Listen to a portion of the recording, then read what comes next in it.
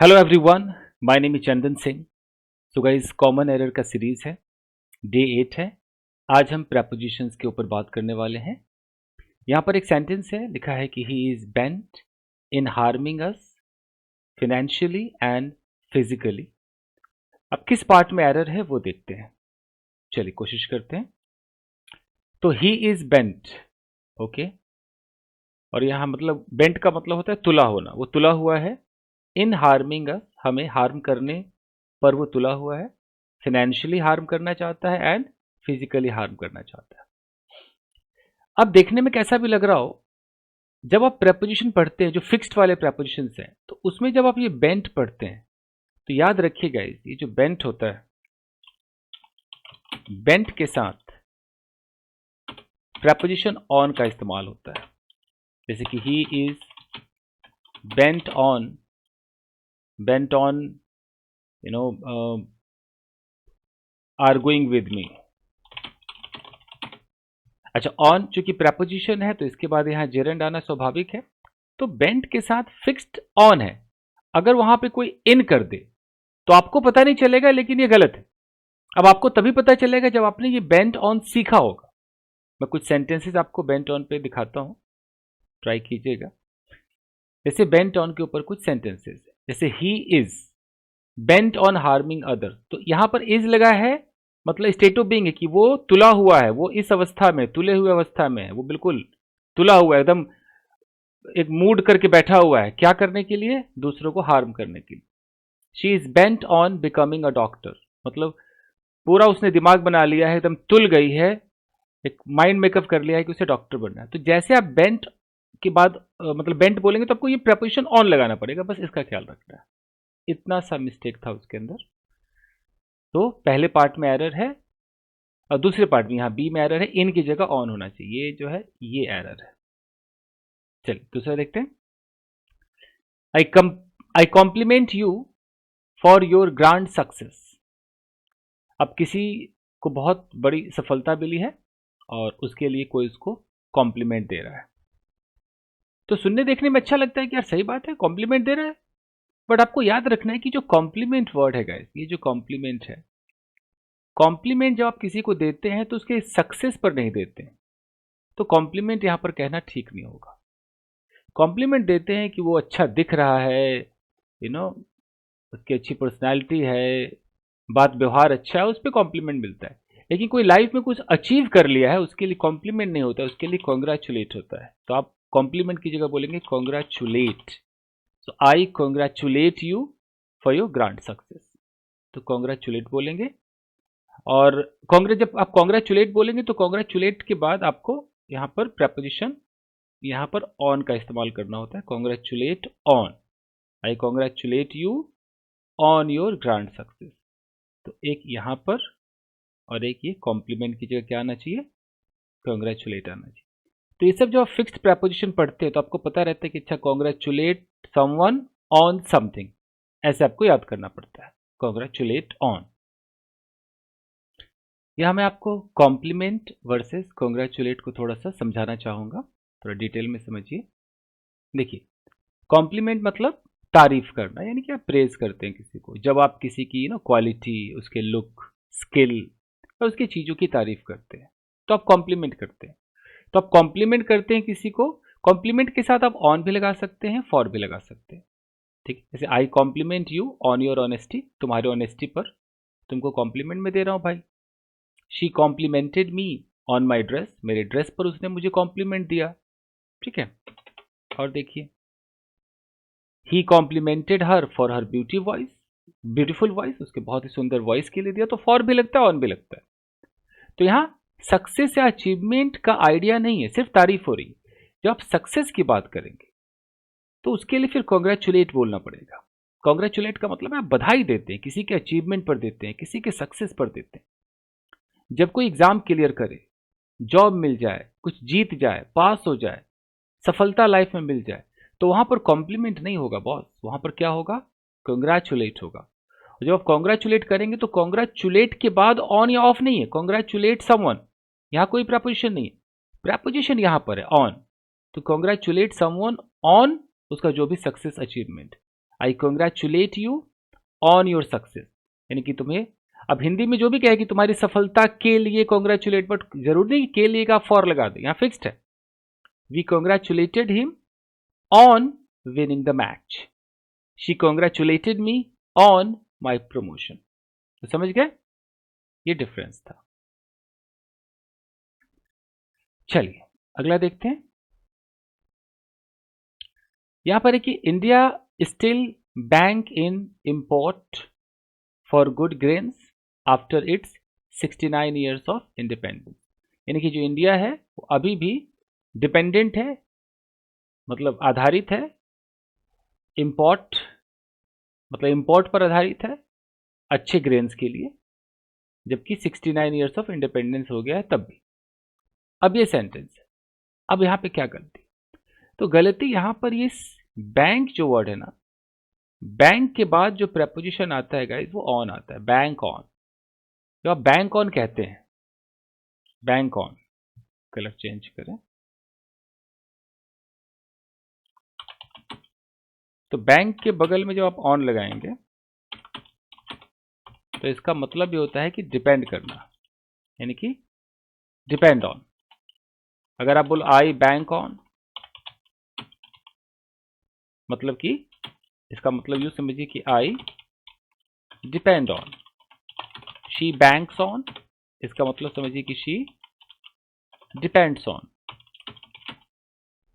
तो bank on मतलब depend करना, तो India still banks on import, यानी कि अभी भी इंपोर्ट पे वो डिपेंड करती है, तो यहां पर ऑन आना चाहिए था, इन गलत है।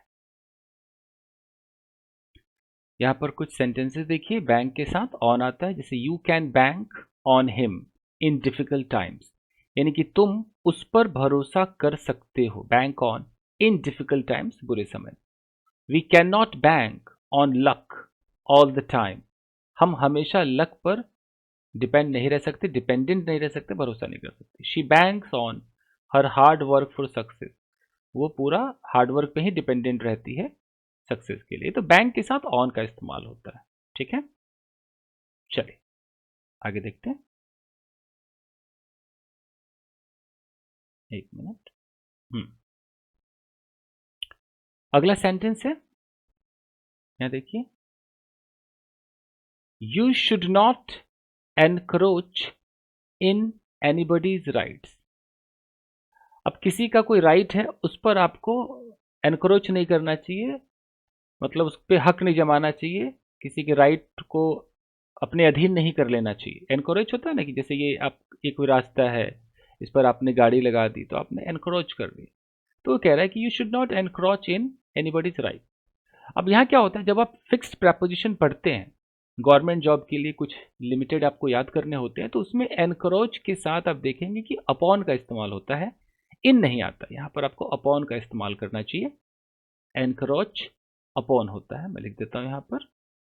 अब है कि ये कोई पूछेगा ना सर हमें कैसे पता चलेगा, तो पता भाई याद करने से चलेगा ना, अभी सीखने से चलेगा। अभी आपको पता चल गया ना, एनक्रोच के साथ अपॉन आता है, मैंने भी ऐसे सीखा है, सब लोग ऐसे सीखते हैं, पढ़ते हैं कि अच्छा इसके साथ ये फिक्स्ड है तो है, कुछ कर नहीं सकते। कुछ प्रेपोजिशन में लॉजिक है, कुछ में कोई लॉजिक नहीं है भाई, आप कितना भी लॉजिक ढूंढ लो, आपको आपको याद रखना पड़ेगा कि अच्छा इसके साथ ये आता है तो आता है। कैसे, जब आप ये लुक पढ़ते हो, अब लुक के साथ एट भी आता है, लुक के साथ फॉर भी आता है, लुक है लुक के साथ इनटू भी आएगा, लुक है लुक के साथ लुक अप भी आएगा। तो ये है ना कि जब ये आएगा तो उसका ये मतलब होगा, वो आएगा तो उसका वो मतलब होगा, तो ये तो करना पड़ेगा ना बॉस। तो इसलिए ये आपको रटना पड़ेगा, एनक्रोच के साथ अपॉन आता है। कुछ सेंटेंसेस दिखाता हूं मैं आपको, यहां पर देख लीजिए, एनक्रोच है तो एनक्रोच के साथ आपको अपॉन लगाना है, कि एनक्रोच का मतलब होता है जबरदस्ती कहीं पर घुसना, हक छीन लेना, मतलब उसके ऊपर आप अपना राइट कर लेते हो, दूसरे के एरिया, उसके प्रॉपर्टी, उसके राइट्स में आप घुस जाते हो। तो इंग्लिश में एनक्रोच के साथ फिक्स्ड प्रेपोजिशन जो है वो अपॉन यूज होता है। जो करेक्ट आपका यूज होगा वो ऐसा होगा कि भाई जैसे आपने एनक्रोच बोला है और कहीं पर इन आ गया तो इनको गलत समझना है, एनक्रोच के साथ अपॉन आएगा और अपॉन के बाद नाउन आएगा। तो you should not encroach upon others rights, यानी कि दूसरे के राइट पर तुम्हें अपना हक नहीं करना चाहिए, no one has the right to encroach upon my property. ठीक है, तो आप समझ गए होंगे। आइए इसको देखते हैं। तो एनक्रोच के साथ अपॉन आएगा। पांचवा देखिए, इसमें कि there are many ripe mangoes in this tree. अब बताना है। तो जब राइप मैंगोज होते हैं, जब कोई पेड़ की बात होती है, ऐसे कोई पेड़ है तो इसमें मैंगोज लगे हुए हैं, ये मैंगोज लगे हुए हैं, तो इनको इन द ट्री नहीं कहा जाता है, इसको ऑन द ट्री कहा जाएगा। तो इसके साथ आपको ऑन का इस्तेमाल करना पड़ेगा। तो there are many ripe mangoes on this tree. इस पेड़ पर बहुत सारे राइप मैंगोज है। इन द ट्री आपको नहीं कहना होगा, ये नियम है तो है ऑन द ट्री। तो इसमें तो कुछ खास नहीं है, तो ऐसे ही रखना पड़ेगा आपको। अगला है छठा कि I will visit your shop on this Friday. अब यहां देखिए होता क्या है कि जब आप प्रेपोजिशन पढ़ते हैं ऑन का इस्तेमाल पढ़ेंगे, तो आपको पता है कि ऑन हम जितने भी डेज नेम है उसमें ऑन लगाते हैं। जैसे ऑन संडे कहते हैं हम, ऑन मंडे कहते हैं, वैसे ही ऑन फ्राइडे कहते हैं, राइट। आप यहाँ ऑन लगाते हैं, लेकिन उसी प्रेपोजिशन की क्लास में आप ये भी पढ़ेंगे कि अगर लास्ट आ जाए, अगर दिस आ जाए, अगर नेक्स्ट आ जाए, तो फिर इसके साथ कोई प्रेपोजिशन नहीं आता है। आप डायरेक्ट यहाँ पर डेज नेम लगाएंगे, डायरेक्ट डेज नेम लगाएंगे, कोई प्रेपोजिशन नहीं।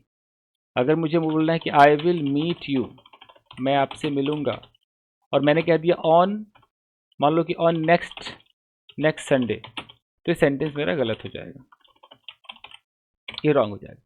क्योंकि अगर मैंने नेक्स्ट बोला है तो मैं ऑन नहीं लगा सकता। ठीक है, उसी तरीके से मैं बोलूंगा कि I will see you this Sunday,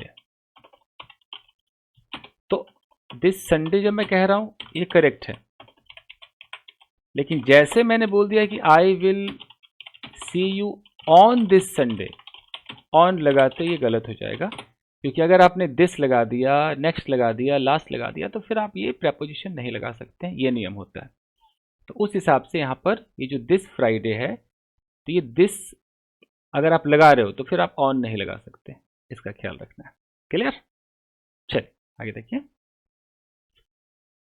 यह है कि इंडिया बिकेम फ्री एट 15 अगस्त 1947। ये बहुत कॉमन सी बात है कि जब आप प्रेपोजिशन पढ़ेंगे और जब डेट की बात आप करते हैं तो डेट को ऑन में रखा जाता है। जैसे कि ऑन 15 अगस्त होगा, ऑन 26 जनवरी होगा। हाँ, लेकिन अगर आप सिर्फ अगस्त कहेंगे, अगर सिर्फ आपको अगस्त कहना है, सिर्फ आपको जनवरी कहना है, तो आपको इन लगाना पड़ेगा। जैसे कि आई विल कम इन जनवरी, ये हो गया, but I will come on मान लो 26 जनवरी, ये फर्क है। क्लियर?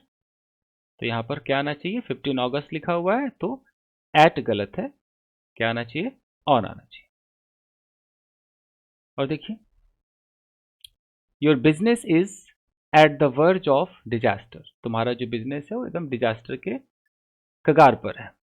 अब जब वर्ज ऑफ कहते हो तो ये होता है on the verge of, on the verge of. तो जब ये होता ही ऑन द वर्ज ऑफ है तो आप इसे एट कैसे कह सकते हो? तो ये तो वैसे ही गलत हो गया ना, तो एट गलत हो गया, यहाँ ऑन होना चाहिए। इसकी जगह आपको ऑन का इस्तेमाल करेंगे तो ये सही हो जाएगा। चलिए नेक्स्ट देखिए। Please put on your shoes outside and enter the room barefoot.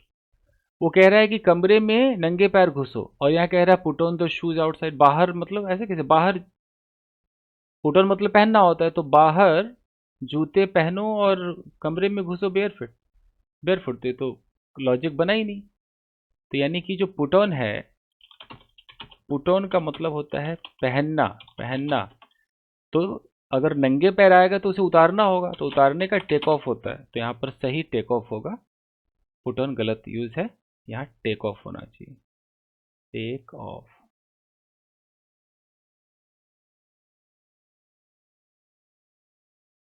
The organisation will remain close at the account of Republic Day. अब ये जो एट द अकाउंट ऑफ है, ये सब आप पढ़ोगे फिक्स प्रेपोजिशन में, तो ये एट द अकाउंट होता ही नहीं, ऑन द अकाउंट होता है, और द भी नहीं, on account of, on account of होता है। तो आपको एट नहीं लगाना पड़ेगा। जैसे यहां पर है कि ऑन अकाउंट ऑफ का मतलब होता है कि किसी वजह से, किसी कारण से, जब हम किसी रीजन या कॉज को बताते हैं। जैसे कि the school was closed on account of heavy rain, तो हैवी रेन के कारण वो क्लोज था। He was absent on account of illness, illness के कारण, तो ऑन अकाउंट ऑफ होता है। और यहाँ पर क्या लिखा हुआ है, यहाँ पर लिखा हुआ था एट द अकाउंट, तो एट द अकाउंट गलत है, ऑन अकाउंट होना चाहिए। तो बस यही गाइस कुछ सेंटेंसेस थे, आई होप कि समझ में आया होगा, कुछ तो सीखने को मिला होगा। वीडियो को लाइक कीजिएगा, मिलते हैं अगले एपिसोड में। Thank you guys.